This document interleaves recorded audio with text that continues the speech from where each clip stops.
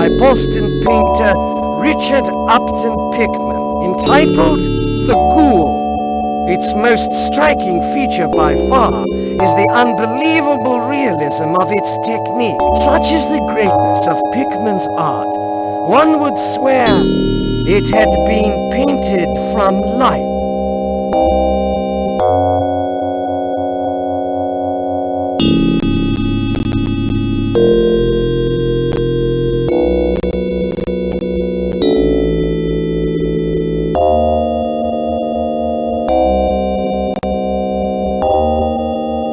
This unique item is Ericsson's viola da gamba. This prodigious musician of German origin, who lived on the Rue d'Orsay in Paris, never performed in public. It was rumored that he played only for certain events, a fact not obscured by his tragic disappearance.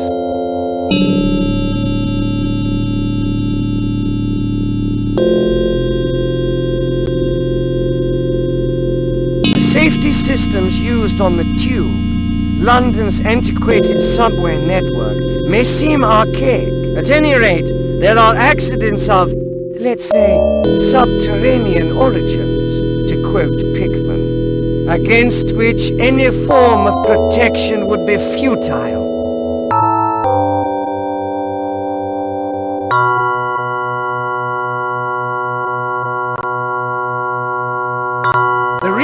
For the disappearance of the famous explorer Amundsen are known to us only by virtue of a manuscript found next to the severed head of Robert Drumgold at 87 degrees latitude south. His body was never recovered.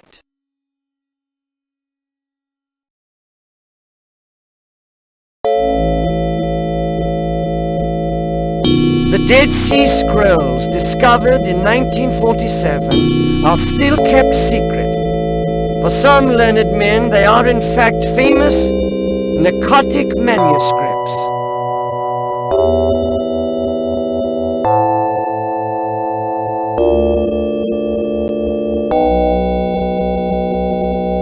The legend of the flood, like that of Atlantis, is due to far more ancient realities. In his residence at Relaya, Cthulhu influences the dreams of men. Hieronymus Bosch, haunted by strange visions, produced this triptych.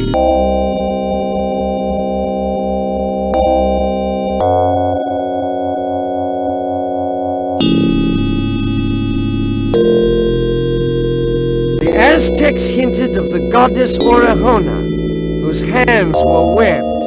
The Orahonis tribes were most probably direct descendants of the great old ones.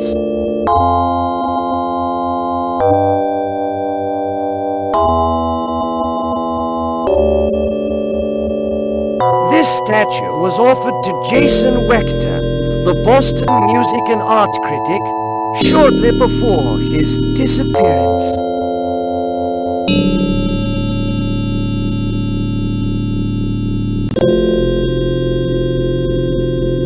There are eternal cults more ancient than humanity itself.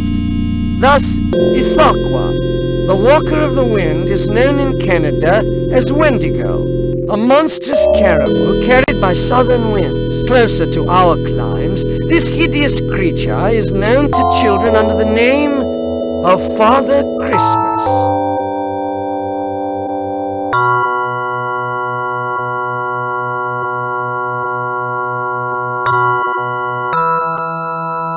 Thanks to this strange ring, or because of it, a Mexican worker named Juan Romero was given a role, a cosmic role in a mine in the west of the United States.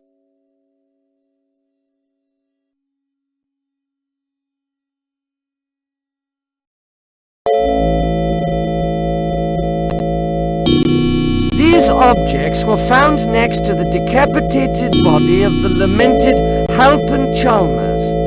It's difficult fighting with weapons such as these when you're condemned by the dogs of Tindalos.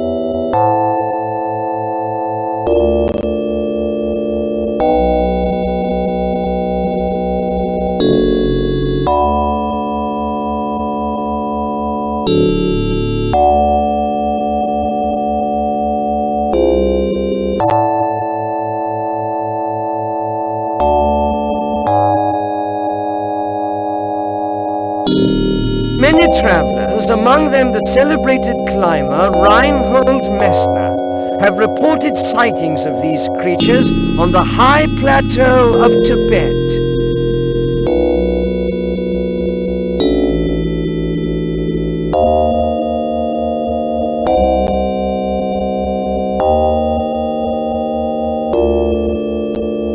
Discovered in the Irem of antiquity, the nameless city, this lamp was the property of Abdul al-Hazred before it was buried inside his tomb. It was extracted from that tomb by Joshua Whipple, grandfather of Ward Philips, and thus came into the possession of the Philips branch of the Lovecraft family.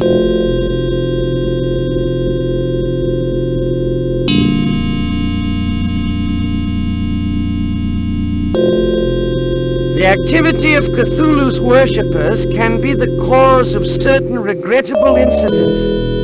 The schooner La Salle, attacked off Long Island on 17th December 1819, bears witness to this.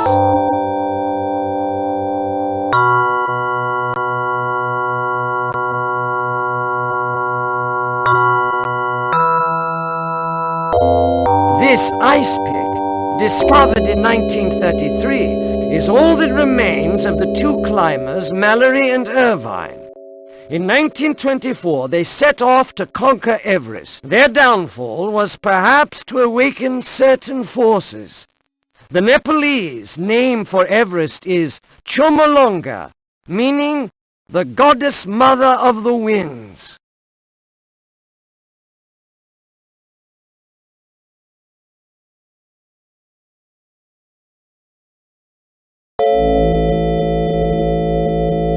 This strange statue was discovered among the marshes of New Orleans by Inspector Legras in the course of an eventful inquiry.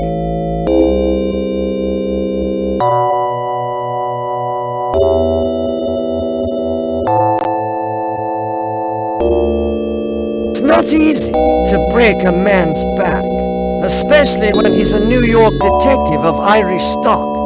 But it is difficult to lead an inquiry into cosmic evil, as was the case in the Red Hook affair.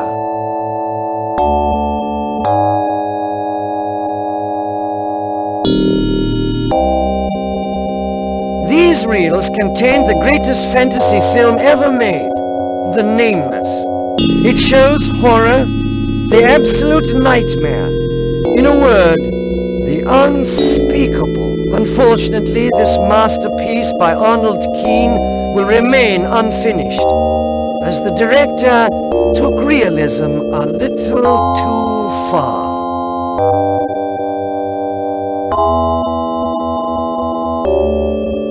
This tape tells the story of the town of Zebico, destroyed by a strange creeping fog. Telegraph operator John Morgan had been dead for several hours when this message arrived.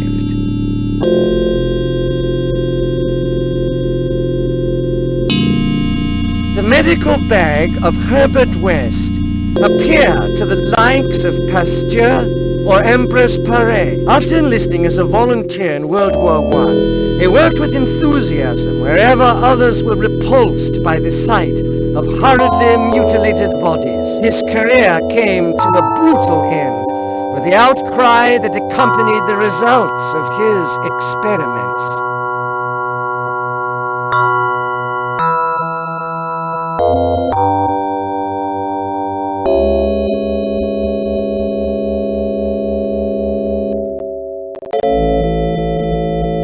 A museum worthy of its name simply had to own the sadly infamous Necronomicon, written by the demented Arab Abdul al-Hazred. This unique copy was the property of Charles Dexter Ward.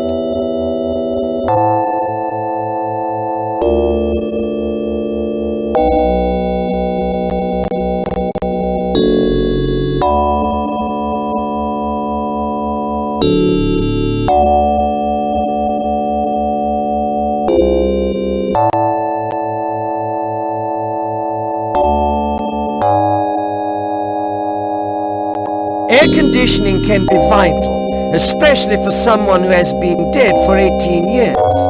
Dr. Torres, who had a keen interest in tissue preservation, was to find out the bitter truth for himself.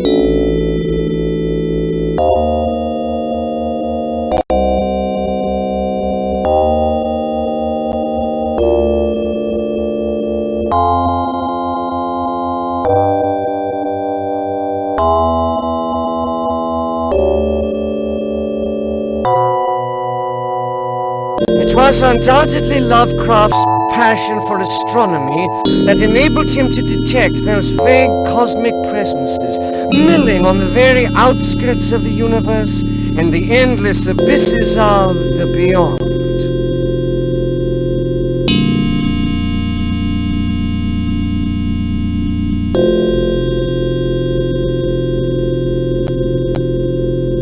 What gigantic, repulsive anomaly did the Sphinx originally represent? This statue was given to Lovecraft by the famous illusionist Harry Houdini as a token of his thanks in helping him exorcise the horror of his Egyptian nightmare.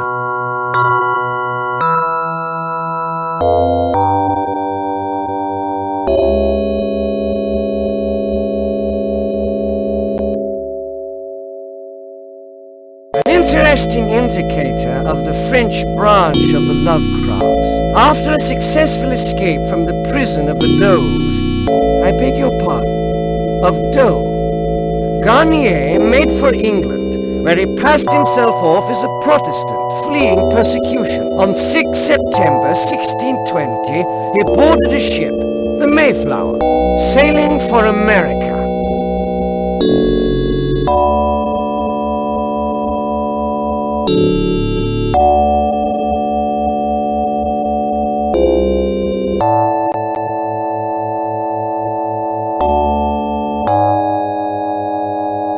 Family chronicles, a much favored tradition during the 16th century, were often embellished by charming, naive drawings. This diary, kept between 1560 and 1580 by Claes Vanderheil, is no exception to the rule.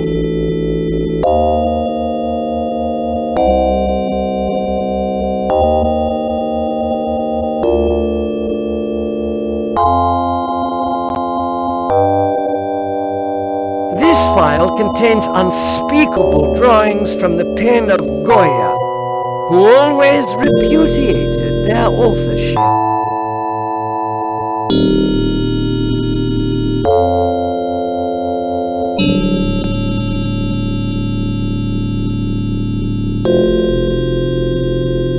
King Olaf Tryggvason, who died in the year 1000, tried in vain to bring Christianity to Norway. He is depicted here clashing with a strange marine creature, a deity venerated by the indigenous peoples.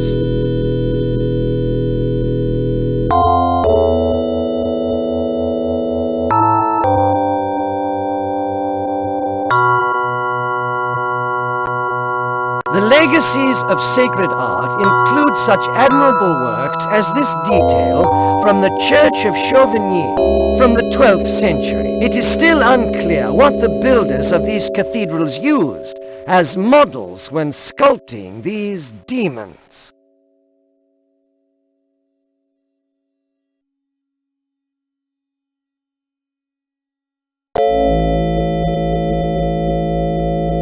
This crystal was discovered in the ices of Greenland, among strata dating back to the Miocene. It belonged perhaps to a sorcerer from Thule in the dawn of mankind. It is said that he who stares at it for too long can have strange visions.